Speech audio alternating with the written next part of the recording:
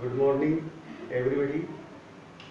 Myself Giriraj Agarwal, मेरे YouTube channel में आप सभी विद्यार्थियों का स्वागत करता हूं। और आज मैं इस वीडियो में प्रीपोजिशंस से संबंधित कुछ यूजेज और हमारे बच गए थे उन बिंदुओं को मैं बताने जा रहा हूं। और आज ये भी है कि प्रीपोजिशन का यह अंतिम वीडियो है। कल से एक नया बिंदु लेकर फिर आपके सामने उपस्थित रहूंगा।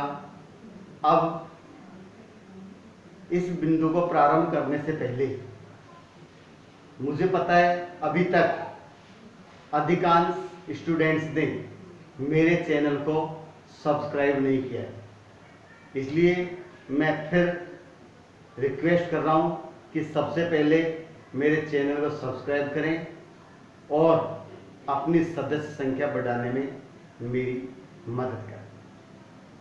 वीडियो को लाइक करें और अपने अच्छे कमेंट्स, बुरे कमेंट जो भी है वो लिख कर भेजें ताकि मैं आपकी समस्या का समाधान कर सकूं। देखिए, प्रीपोजिशंस के यूजेज में सबसे पहले जो प्रीपोजिशंस है बहुत ज़्यादा नहीं है, बहुत थोड़े से। पहला है फ्रॉम। फ्रॉम का अर्थ होता है से, टू का अर्थ होता है को। देखिए, इन दोनों में क्लियर है, फ्रॉम और से। इन फ्रॉम और टू इनमें अंतर क्या है? फ्रॉम का मतलब होता है दूरी, अलग अलग होने का भाव। इसमें आता है अलग होने का भाव, दूरी बढ़ाता है। दूसरे तो अपने कहे कि यह दूरी बढ़ाता है। और टू का मतलब को, इसमें होता है जुड़ने का भाव, जुड़ने का भाव,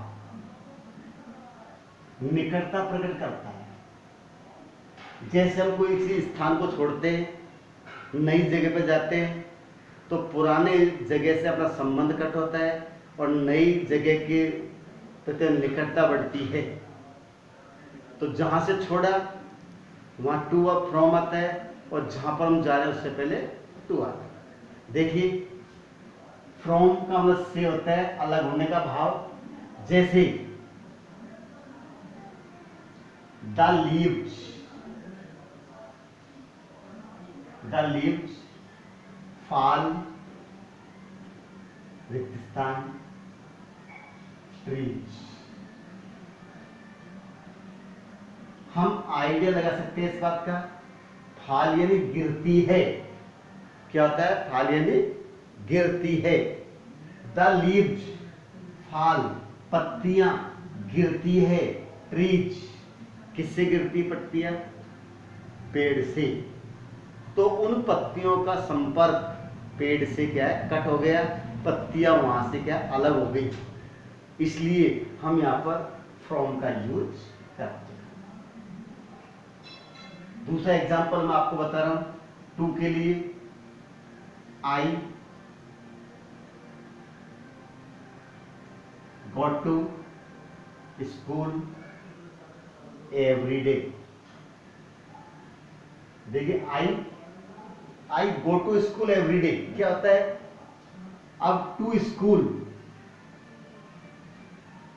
विद्यालय जाता है, तो इसमें विद्यालय की और उसकी दूरी कम हुई है, ये ज्यादा हुई। घर से रवाना होकर विद्यालय जा रहा है तो घर से उसका संपर्क कट हो गया, तो दूरी बढ़ गई। और विद्यालय जा रहा है तो विद्यालय की दूरी उसकी कम हो गई, यानी विद्यालय के प्रति की उसकी निकटता दिखाई देगी। इसलिए यहां पर क्या लगा है? टू। तो फ्रॉम और टू का यही होता है। अगला बिंदु हमारा आता है, देखिए, फॉर। फॉर का मतलब के लिए। फॉर का मतलब है के लिए। इसका यूज करते हैं to show a purpose, to show a purpose. क्यों करते हैं? फॉर का यूज है टू शो ए पर्पज, एक उद्देश्य प्रकट करने के लिए हम फॉर का यूज करते हैं। जैसे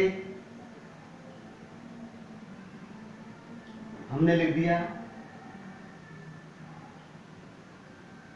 I work hard for my success,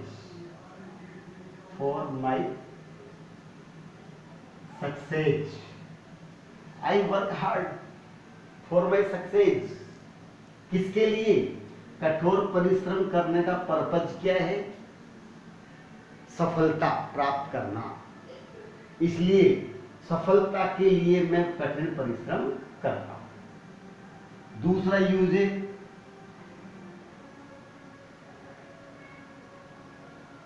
किसी स्थान से रवाना होने के लिए, किसी गंतव्य स्थान पर जाने के लिए। अब गंतव्य स्थान पर जाने के लिए हम किस प्रकार यूज करते हैं? जैसे लिख दिया the farmer left for the village. कहां के लिए रवाना हुआ? गांव के। The farmer left for the village, किसान गांव के लिए रवाना हुआ। तो फॉर का अर्थ भी बहुत विशेष नहीं है। हालांकि मैं आपको बताऊंगा कि फॉर का प्रयोग भी पहले आ चुका है, सिंस और फॉर में आया था। और जो लॉन्ग पीरियड होता है, पीरियड ऑफ टाइम, उसके लिए आया था सिंस और फॉर वहां पर। लेकिन यहां पर इसका उद्देश्य अलग है। एक तो पर्पज बताने के लिए, एक गंतव्य स्थान पर जाने के लिए, गंतव्य स्थान को शो करने के लिए आता है। तो आपके तीन फ्रॉम, टू और फॉर। अब अगला बिंदु आपके आता है, देखिए अप और डाउन, कोई बहुत बड़ा नहीं है। अप और डाउन सब जानते हैं। अप मीन्स क्या होता है? अप मीन्स होता है ऊपर की ओर, अप मीन्स ऊपर की ओर। डाउन नीचे की ओर, नीचे की ओर। जैसे the monkey climbed up a tree. The monkey climbed up a tree. क्या अर्थ हुआ इसका? Monkey climbed up a tree, बंदर एक पेड़ पर चढ़ा। बंदर एक पेड़ पर चढ़ा, ऊपर की ओर। चढ़ने में क्या आता है? अप, उतरने में down. They climbed down the stairs and reached in the hall. They climbed down the stairs. Climb down नीचे की ओर उतरना, ऊपर से नीचे उतरे। And reached in the hall. क्या होता है? Reached in the hall, इसका मतलब हॉल में, कक्ष में वो पहुंचे। या सीढ़ियों से नीचे उतरकर कक्ष में पहुंचे।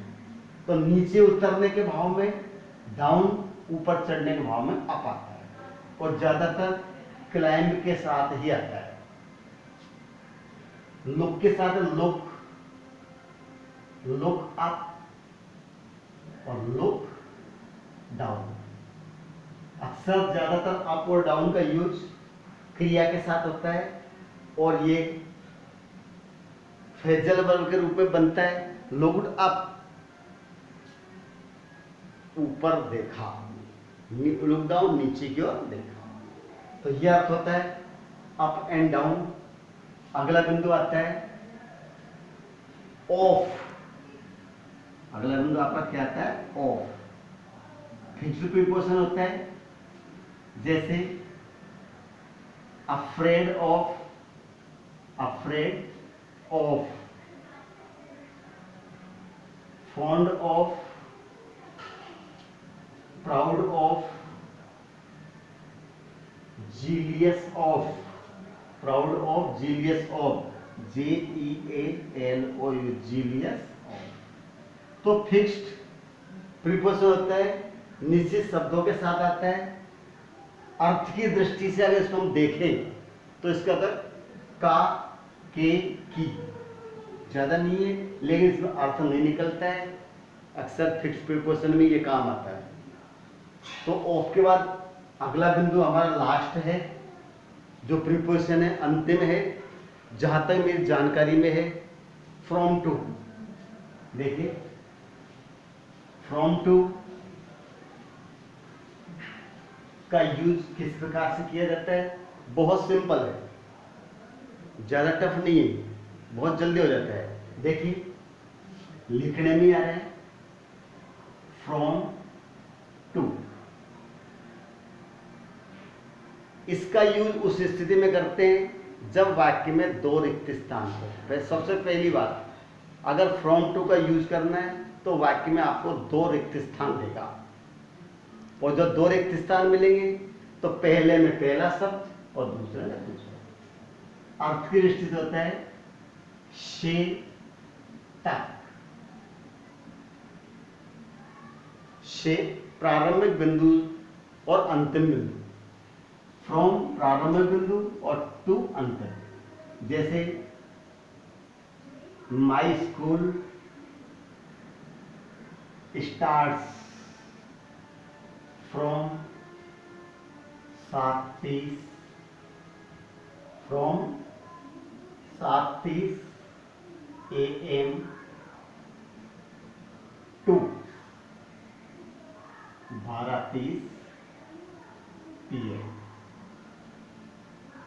माई school starts from 7:30 PM AM to 12। ये 7:30 बजे से 12:30 बजे तक मेरा विद्यालय चलता है। दूसरा एग्जाम्पल आता है जैसे from morning to evening,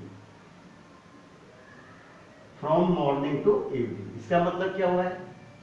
from morning to evening, सुबह से शाम तक। तो ऐसे प्रारंभिक बिंदु फ्रॉम, अंतिम बिंदु टू। दूसरा तीसरा एग्जाम्पल है from Sawai Madhopur, from Sawai Madhopur to Kota. ये प्रारंभिक बिंदु, ये अंतिम बिंदु, started point, last point. Sawai Madhopur से प्रारंभ और कोटा में समाप्त। इस प्रकार से हम फ्रॉम टू का यूज करते हैं, और इस प्रकार से आज के लिए ये प्रीपोजिशन कंप्लीट है। देखिए प्रीपोजिशंस में एक बात विशेष ध्यान रखना है कि हमें सेंटेंस का अर्थ भली भांति आना चाहिए, और जो फिर हमको ये देखना है कि कौन सा प्रीपोजिशन इसके अंदर अर्थ की दृष्टि से ठीक बैठता है, फिट बैठता है, उसको हम यूज करें। आपको पहले 4-5 प्रीपोजिशन देता है, फिर नीचे आपको सेंटेंस देता है। हमको उन प्रीपोजिशंस में से छांट कर ही पढ़ना है। अंतिम बता देता हूं किस प्रकार से क्वेश्चन आता है। वैसे परीक्षा में अनेक प्रकार से प्रश्न पूछे जाते हैं, अलग अलग पैटर्न होता है, फिर भी क्वेश्चन जो आता है fill in the blanks with appropriate appropriate prepositions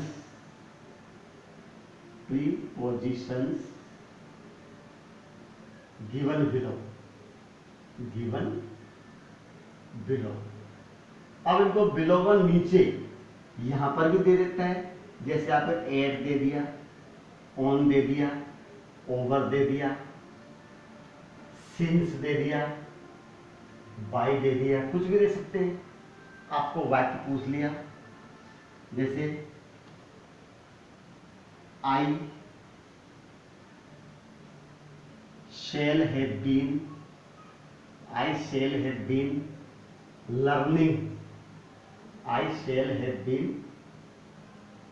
learning music। I shall have been learning music रिक्त स्थान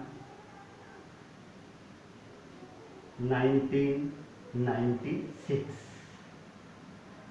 अब उनको दे दिया, दूसरा वाक्य दे दिया इसके बाद,